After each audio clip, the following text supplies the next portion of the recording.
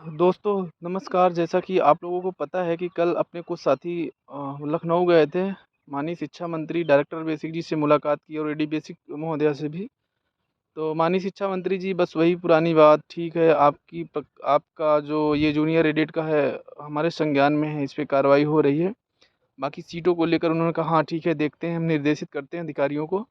फिर director basic के पास आते हैं। तो डायरेक्टर बेसिक से लगभग 10-12 मिनट की मुलाकात होती है। डायरेक्टर बेसिक ने स्पष्ट कर दिया कि देखिए जो सीटें हैं वो रिटायरमेंट की जुड़ेंगी और 35-1 का अनुपात जो आप लोग बता रहे हैं अ, ये नहीं लागू हो पाएगा। अगर लागू होगा भी तो सीटें घट जाएंगी। अभी हम आपको बता रहे हैं कैसे घटेगी। और फिर एडी बेसिक मैम के पास आते हैं। तो एडी बेसिक मैम भी बोली कि अब उनका भी 10-12 दिन बचा है उनके रिटायरमेंट को लेकर। उन्होंने कहा जितना मेरे हाथ में था हमने किया है। और मतलब अगर कुल मिला जुला कर देखा जाए तो डायरेक्टर बेसिक ने एक चीज़ और बताया था कि मेरिट जो है कॉमन बनेगी।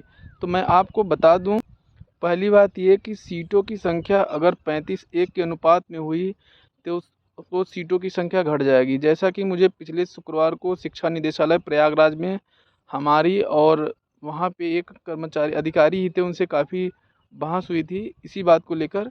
तो उन्होंने हमको बताया कि कैसे सीटें कम होगी। तो हालांकि उन्होंने हमसे ये भी कहा था कि अगर आप रिटायरमेंट का पोस्ट जुड़वा देते हैं तो वही बढ़ेगा।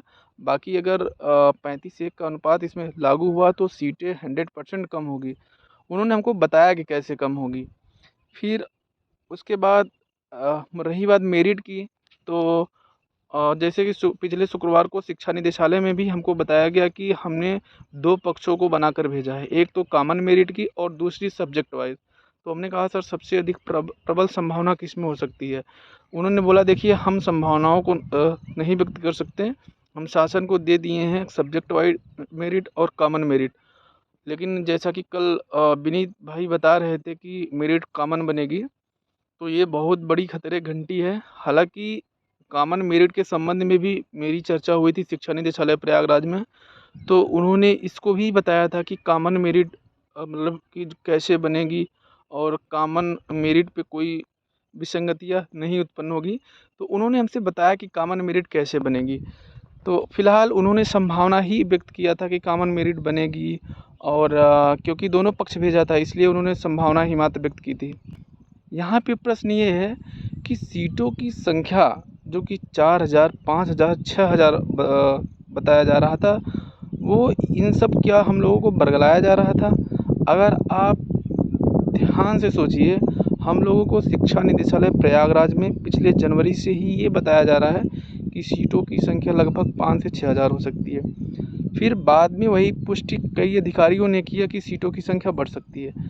क्या अब हम लोगों को भी बरगलाया जा रहा है अधिकारियों द्वारा? क्या अधिकारियों से हम लोग की जो जो अधिकारियों की जो विश्वसनीयता है वो ख़त्म कर देनी चाहिए? भाई जो चीज़ें आपको स्पष्ट बता देना चाहिए, जो शासन में बैठे लोग हैं उनको तो पता होगा ना कि सीटें बढ़ेंगी कि नहीं बढ़ेंगी। एक फर्जी अफवाह कि लगभग 6000 होगा, 7000 होगा, इस तरीके से अगर कोई भी चीज़ आता है सामने तो हम लोगों के भावनाओं से खिलवाड़ होता है। हम लोग बहुत ज़्यादा उम्मीद करते हैं। तो हालांकि अब ये बात अलग हो गई। अब यहाँ से ये चीज़ें क्लियर हो गई कि रिटायरमेंट के जितने पोस्ट हैं, इसके पहले ये बताया जा रहा था कि रिटायरमेंट की सीटें लगभग 1500 हैं, 1000 से 1500। लेकिन कल डायरेक्टर बेसिक महोदया ने कहा कि लगभग 100 से 150 सीटें हैं।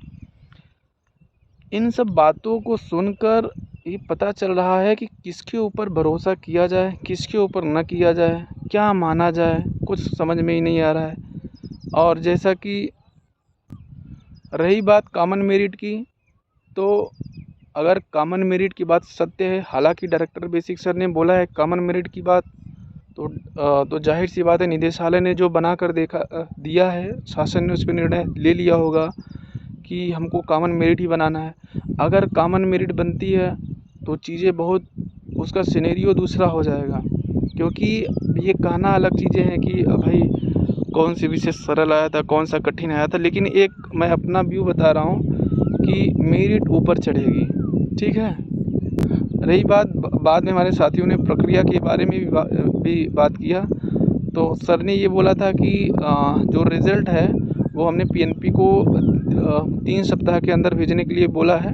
तो रिज़ल्ट 25 जून से 30 जून के अंदर ये लोग देंगे। हालांकि ज़रूरी नहीं है कि वो 25 से 30 के बीच में 25 के पहले भी दे सकते हैं। उसके बाद सर ने बोला कि 3 हफ्ते के बाद उसके अंदर जब रिज़ल्ट आ जाएगा तो हम लोग अगले 15 दिन के अंदर जीओ जारी कर देंगे। और ये भी बोले हैं कि जुलाई के अंतिम तक सभी को विद्यालय भेज दिया जाएगा। अब ये कहने वाली चीज़ें हैं, उनकी बातों में कितनी सत्यता है भाई, ये चीज़ें तो देखने वाली बात है, क्योंकि अभी तक तो हम लोग उनकी बातों को मान ही रहे थे, सीट बढ़ेंगी सीट बढ़ेंगी।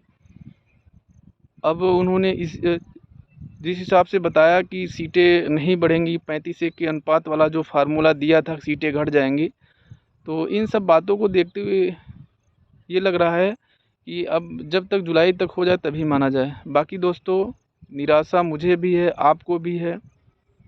जो निराशा आपको मतलब जो लगी है वही निराशा मुझे भी है। बाकी मैंने अपने यूट्यूब चैनल से कभी भी हमने अपने से कुछ नहीं बताया। जो अधिकारियों द्वारा बोला गया और सीटों की संख्या को लेकर अगर बात किया जाए तो सीटों की संख्या को लेकर सार्वजनिक तौर पे सर खुले मंच पे बोलते थे सीटें 5 से 6 हज़ार होगी। तो अब आप लोग भाई डिसाइड कीजिए, जो भी आने वाली वैकेंसीज़ हो आप मतलब उसकी तैयारी करिए। ये इन सब की बातों से परे है कि सीटें बढ़ेंगी। कॉमन मेरिट को लेकर मैं प्रयागराज शिक्षा निदेशालय फिर एक बार जाऊंगा, सर से बातें करेंगे और बताएंगे इसमें क्या क्या विसंगतियाँ आ सकती है। हालांकि वो लोग यही बोलेंगे कि बेसिक की भर्ती है, बेसिक में कॉमन मेरिट ही बनती है। तो उनको भी मतलब जो भी हमारे पास मैटर है हम उनको बताएंगे।